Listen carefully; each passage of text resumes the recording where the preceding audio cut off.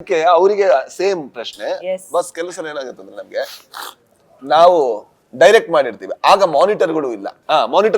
ಏನ್ ಪರ್ಫಾರ್ಮ್ ಮಾಡಿದೀವಿ ಅಂತ ನಮ್ಗೆ ಆಗ ಗೊತ್ತಾಗುತ್ತೆ, ಬಟ್ ಕಂಪ್ಲೀಟ್ ಆಗಿ ಅದು ಎಸೆನ್ಸ್ ಗೊತ್ತಾಗಿರುತ್ತೋ ಇಲ್ಲೋ. ನೀವು ಸಿನಿಮಾ ಶೂಟ್ ಮಾಡ್ಬೇಕಾದ್ರೆ ಶಿವಣ್ಣ ಅವ್ರನ್ನ ನೋಡಿದ್ರಿ, ಬಟ್ ಎಡಿಟ್ ಅಲ್ಲಿ ನೋಡ್ಬೇಕಾದ್ರೆ ಅವರ ಪರ್ಫಾರ್ಮೆನ್ಸ್, ಅವ್ರು ಮಾಡಿರುವಂತ ಬಾಡಿ ಲ್ಯಾಂಗ್ವೇಜ್ ಅದೆಲ್ಲ ನೋಡ್ಬೇಕಾದ್ರೆ ಏನ್ ನಿಮ್ಗೆ ಅನಿಸ್ತು? ಅಂದ್ರೆ ಎಷ್ಟು ಬದಲಾಗಿದೆ ಅಥವಾ ಎಷ್ಟು? ಇಲ್ಲ, ನಾನು ಇಡೀ ಜೀವನನೇ ಹಂಗಿದೆ. ನಾವ್ ಅನ್ಕೊಂತಿದೀವಿ ಗೊತ್ತಾ ಡೆವಲಪ್ಮೆಂಟ್ ಅಂತ, ನಿಜವಾದ ಡೆವಲಪ್ಮೆಂಟ್ ಅಲ್ಲ.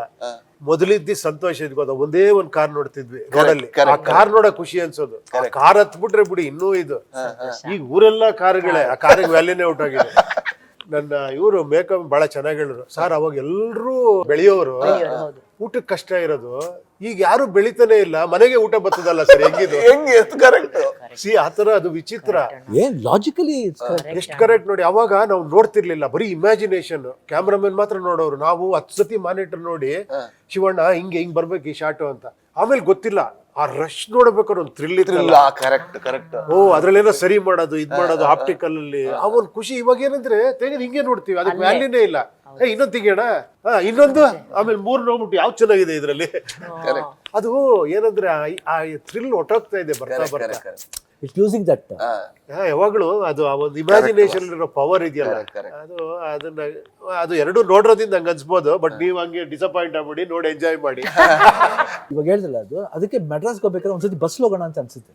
ಸ್ವೀಟ್ ಅಣ್ಣ. But when was the last time ನೀವಣ್ಣ ಬಸ್ ಅಲ್ಲಿ ಈ ತರ ಲೋಕಲ್ ಟ್ರಾನ್ಸ್ಪೋರ್ಟ್ ಅಲ್ಲಿ ಟ್ರಾವೆಲ್ ಮಾಡಿದ್ದು? 5-6 years ಆಯ್ತು ಬ್ಯಾಕ್. ಸುಮ್ಮನೆ ಒಂದು ರ್ಯಾಂಡಮ್ ರೂಟ್ ನಾವು ಹೋಗ್ತೀವಿ. 12B ಎದ್ದೆ, ಹೋಗಿ ಇಳಿದೆ ಪನಗಲ್ ಪಾರ್ಕ್ಲಿ. ಅಲ್ಲಿಂದ ಹೋಗಿ ಸ್ವಲ್ಪ ಮುಂದೆ ಹೋದ್ರೆ ಕಟ್ ಸರ್ವಿಸ್ ಬರುತ್ತೆ 13B ಅಂತ, ಟು ದ ಕಾಲೇಜ್ ಹತ್ರ ಇದ್ಕೊಂಡು ಅಲ್ಲಿ ತಿರ್ಗಾ ಆ ಅಂಗಡಿ ಇದೆ, ಟೀ ಸ್ಟಾಲ್ ಯಾದ್ಗಾರ್ ಅಂತ.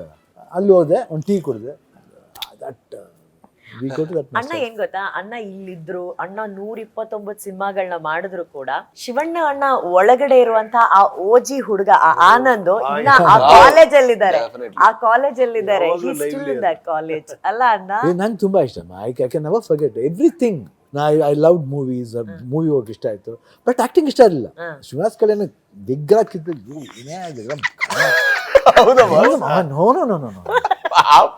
ನೋಡ್ಬೇಕಾ ಒಂದ್ ಸೀನ್ ಇಡ್ತೀನಿ, ಮಂಜುಳ ಕೈ ಹಿಡ್ಕೊಂಡ್ ಬರ್ತಾ ಇರ್ತೀನಿ. ಕಷ್ಟ ಮಂಜುಳ ಕೈ ಇಲ್ವೇ ಇಲ್ಲ ಪಕ್ಕ ಮಾಯ ಆಗ್ಬಿಡ್ತೀನಿ. ಬಿಗ್ ಅಯ್ಯೋ ಆಗಲ್ಲ ನಿಮ್ಗೆ ಅಷ್ಟಲ್ಲ. ಅದು ತಿರ್ಗಾ ಅದು ಲೈನ್ ಬರ್ಬೇಕಂತ ಹೌ ಇಟ್ ಕೇಮ್ ಅಂದ್ರೆ, ಯಾರೋ ಕಾಲೇಜ್ ಪಿಕ್ಚರ್ ಹೋಗ್ತಿರ್ತೀನಿ, ಯಾರೋ ಮಲಯಾಳಂ ಫಿಲ್ಮ್ ಫಸ್ಟ್ ಆಫರ್ ಬರುತ್ತೆ ಕಾಲೇಜ್ ಟೈಮ್, ದಮ್ನಿ ಮಾಡಿತಾ ಇದೆ ಅಂತ ಇಂಟರ್ವಲ್ ಬ್ಲಾಕ್ ಸರ್ என்ன ಕೊಬ್ಬು என்ன ஃப்ரெண்ட்ஸ் எல்லாம் அது இருமா சென்னமா கேட்குறான். ஆனா ஜெயிலர் லுக் அண்ணா இது இல்ல அது மாதிரி படம் பண்றாங்க டப்புன்னு கண்டுபிட்டு யாரோ ஃபிலிம் அப்பதிகமா ಗೊತ್ತಾಗ್ಬಿಟ್ಟು இது மாதிரி ಆಕ್ಟ್ பண்ணாங்க சார். ಉಡು ಏನೋ ಮಾಡ ಅಯ್ಯೋ ಏನು ಎಲ್ಲ ಹೀರೋಯಿನ್ಸ್ ಹಗ್ ಮಾಡ್ಬೋದು ನೀನು, ಏನಲ್ಲ ಫ್ರೆಂಡ್ಸ್ಗೆ ಶ್ರೀದೇವಿ ಅವங்கெல்லாம் ಹಗ್ பண்ணிடலாம் மச்சான் ಅವಾಗ ಹೇಳಿಲ್ಲ, ನಾನು ರಾಜ್ಕುಮಾರ್ ಮಗ, ನಾನು ನೆಕ್ಸ್ಟ್ ಡೇ ಪರ್ಚೇಸ್. ಓ ಕರೆಕ್ಟ್. ಅವ್ರ ಫ್ರೆಂಡ್ಸ್ ಎಲ್ಲ ಹೇಳೋರಂತ, ಈ ಹೀರೋ ತರ ಇದೆಯಮ್ಮ ಮಾಡು ಸಿನಿಮಾ ಅದೇ. ಆಮೇಲೆ ಎಲ್ಲ ಆಯ್ತು, ಬಂದು ಮನೆಗೆ ಬಂದ್ಬಿಟ್ರು. ಆಮೇಲೆ ಅಪ್ಪಾಜಿ ಹೇಳಿದ್ರು, ಇಲ್ಲ ನಂಗೆ ಗೊತ್ತಿಲ್ಲ ನನ್ನ ಮಗನಿಗೆ ಇಷ್ಟ ಅಂತ. ಹೋದ್ಮೇಲೆ ಏನಪ್ಪ ಮಾಡ್ಬೇಕಾ? ಇಲ್ಲ ಅಪ್ಪಾಜಿ ಗೊತ್ತಿಲ್ಲ. ಅವ್ರು ಬಂದು ಹೇಳಿದ್ರು, ನಾನು ಹೇಳಿದೆ ಸರ್ ನಿಮ್ಮ ಮಗ ಅಂತ ಹೇಳಿದ್ರು. ಅದಾದ್ಮೇಲೆ ಎಲ್ಲ ಆಯ್ತು, ಓಕೆ ಅಂದ್ಬಿಟ್ಟು ಚೆನ್ನಾಗಿ ಬಿಟ್ಬಿಟ್ಟೆ. ಸರಿ ಟಕ್ ನೆಕ್ಸ್ಟ್ ಕಟ್ ಮಾಡಿದ್ರೆ ಅಪ್ಪಾಜಿ ಕೇಳ್ತೀವಿ, ಇಲ್ಲ ಅಪ್ಪಾಜಿ ಹಂಗೇನಿಲ್ಲ ಅಂತ ಹೇಳ್ಬಿಟ್ಟು ಹೊರಟ್ಬಿಟ್ಟೆ. ಹೋಗಿ ಮಿರರ್ ಮುಂದೆ ನಿಂತ್ಕೊಂಡೆ. ನಾನು ಗೆಲ್ಕೊಂಡ ಅವಾಗ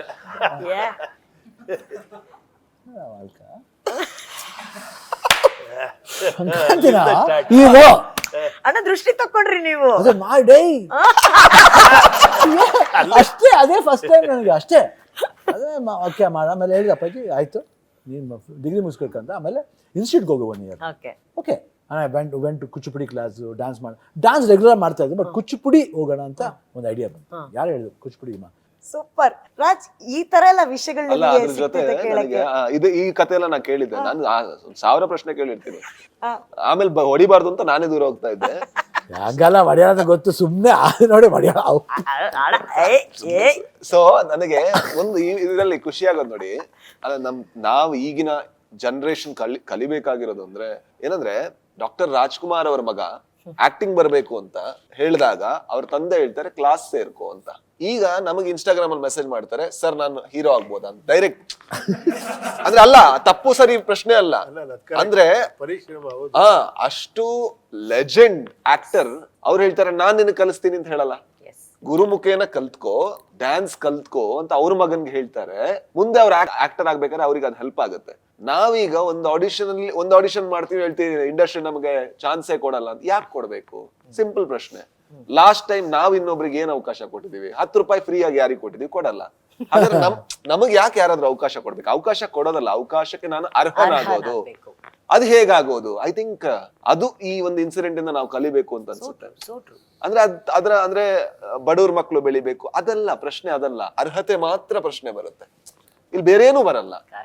ಒಬ್ಬ ಬಡವನ ಮಗ, ಅವ್ನ್ ಟ್ಯಾಲೆಂಟ್ ಇರಲ್ಲ. ಒಬ್ಬ ಶ್ರೀಮಂತರ ಮಗ ಸುಪ್ರೀಮ್ಲಿ ಟ್ಯಾಲೆಂಟೆಡ್. ಇದ್ರಲ್ಲಿ ನಾನು ಬಡವ ಅಂತ ಅವನಿಗೆ ಅವಕಾಶ ಕೊಡ್ಬೇಕಾ, ಟ್ಯಾಲೆಂಟೆಡ್ ಅಂತ ಇನ್ನೊಬ್ಬಂಗೆ ಅವಕಾಶ ಕೊಡ್ಬೇಕಾ? ಐ ಥಿಂಕ್ ಬಡತನ ಇಲ್ಲಿರ್ಬೇಕು. ನನಗೆ ಏನೂ ಗೊತ್ತಿಲ್ಲ, ನಾನು ಇನ್ನೂ ಕಲಿಬೇಕು ಅನ್ನೋ ಬಡತನ ಇಲ್ಲಿದ್ದಾಗ ಆ ಬಡವನಿಗೆ ನಾವು ಅವಕಾಶ. ಬಾಸ್ ಅಲ್ಲ ಬಾಸ್, ಏನೋ ಅಲ್ವಾ? ಅಲ್ಲ, ಅದು ನಿಜ. ಅದು ಇಲ್ಲಮ್ಮ, ನಾವು ತಮಾಷೆ ಮಾಡ್ಕೊಂಡು ಹೇಳೋ ರೀತಿ ಈಗ ಉಪ್ಪಿ ಸರ್ ಕಷ್ಟದಿಂದಾನೇ ಬಂದವರು. ಈಗ ನನ್ನ ಜೀವನ ಕಷ್ಟದಲ್ಲಿತ್ತು, ಬಟ್ ಅದ್ ಯಾರಿಗ್ ಬೇಕು? ಯಾಕೆ ಬೇಕು? ಮತ್ ನಾವೇನಾದ್ರೂ ಕಷ್ಟಪಟ್ರೆ ಯಾರಿಗೋಸ್ಕರ ಪಟ್ವಿ? ನನಗೋಸ್ಕರ ಪಟ್ಟೆ, ಉಪ್ಪಿ ಸರ್ ಅವ್ರಿಗೋಸ್ಕರ ಪಟ್ರು. ಅದಕ್ಕೆ ಯಾಕೆ ನಾನು ಆಳ್ಬೇಕು? ಅದನ್ನ ಯಾಕೆ ಟ್ರಂಪ್ ಕಾರ್ಡ್ ಆಗಿ ಯೂಸ್ ಮಾಡ್ಬೇಕು? ಅದಲ್ಲ, ನಾವು ದುಡಿಬೇಕು, ನಾವು ಕೆಲಸ ಮಾಡ್ಬೇಕು. ಅಂಡ್ ನಾನ್ ಆಕ್ಟರ್ ಆಗ್ಬೇಕು ಅಂತ ಪ್ರಪಂಚ ಆಳ್ತಿತ್ತ? ಇಲ್ಲ ಅಲ್ವಾ? ನನಗೋಸ್ಕರ ನಾನು ಮಾಡಿದ್ದು. ಹಾಗಾಗಿ ನಾನೇ ಕಷ್ಟ ಪಡ್ಬೇಕು. ಅದ್ರಲ್ಲಿ ಎಲ್ಲರೂ ಕಾಲು ಎಳಿತಾರೆ. ಹೌದು, ಎಳಿತಾರೆ. ಈಗ ನಾನ್ ಕೇಳೋದು ಅಲ್ಲಲ್ಲ, ಈಗ 2 ಕೋಟಿ ಹಾಕ್ಬಿಟ್ಟು ನಾನೊಂದು ಸಿನಿಮಾ ಮಾಡ್ತೀನಿ. ನಮ್ಮ ಸಂಬಂಧಿಕರೇ ಹುಷಾರಿಲ್ಲ ಅನ್ಬೇಕಾರೆ 500 ರೂಪಾಯಿ ಕೊಡಲ್ಲ. ಯಾರೋ 2 ಕೋಟಿ ಹಾಕ್ಬಿಟ್ಟು ಸಿನಿಮಾ ಮಾಡ್ಬೇಕಾರೆ ಅವ್ನು ಯಾಕೆ ನಿನಗೆ ಚಾನ್ಸ್ ಕೊಡ್ಬೇಕು? ಅವ್ನು ಕೇಳ್ತಾನಲ್ಲ, ಅವ್ನು ಸರಿ ಇದಾನ ಹುಡುಗ, ಸರಿ ಇಲ್ವಾ ಅಂತ. ಆಗ ಯಾರೋ ಒಬ್ಬ ನಿಮ್ ಬಗ್ಗೆ ಹೇಳ್ತಾನೆ, ಇಲ್ಲ ಅವ್ನು ಸ್ವಲ್ಪ ಸರಿ ಇಲ್ಲ ಅಂತ. ಅದಕ್ಕೆ ಯಾಕೆ ನಾನು ಆಳ್ಬೇಕು? ಅವ್ನ ಒಪಿನಿಯನ್, ಅದು ಕರೆಕ್ಟ್. ಹಾಗಾದ್ರೆ ಸರಿ ಇಲ್ವಾ, ನಾನು ಸರಿ ಮಾಡ್ಕೋಬೇಕು. ಐ ಥಿಂಕ್ ಇದನ್ನೆಲ್ಲ ನಾವು ಸ್ವಲ್ಪ ಓಪನ್ ಆಗಿ ಕಲ್ತ್ರೆ ಇಲ್ಲಿ ಯಾರು ಕಾಲು ಎಳಿಯಕ್ ನಿಂತಿಲ್ಲ.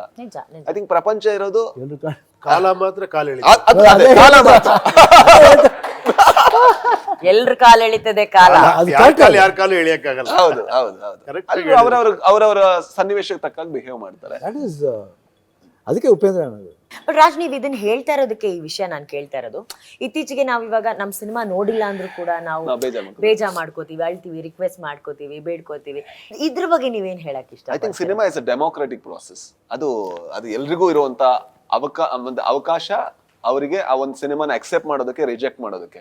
ಅಕ್ಸೆಪ್ಟ್ ಮಾಡಿದ್ರು ಅನ್ನೋ ಕಾರಣಕ್ಕೋಸ್ಕರ ನಾನ್ ಇವತ್ತು ಇಲ್ಲಿ ಕೂತಿದ್ದೀನಿ. ಅಕ್ಸೆಪ್ಟ್ ಮಾಡಿದ್ರು ಅನ್ನೋ ಕಾರಣಕ್ಕೆ ನಾವೆಲ್ಲ ಇಲ್ಲಿ ಕೂತಿದೀವಿ. ಅವ್ರು ರಿಜೆಕ್ಟ್ ಮಾಡುವಂತ ಅವಕಾಶಗಳಿತ್ತು. ಅವ್ರು ಯಾಕೆ ರಿಜೆಕ್ಟ್ ಮಾಡ್ತಾರೆ?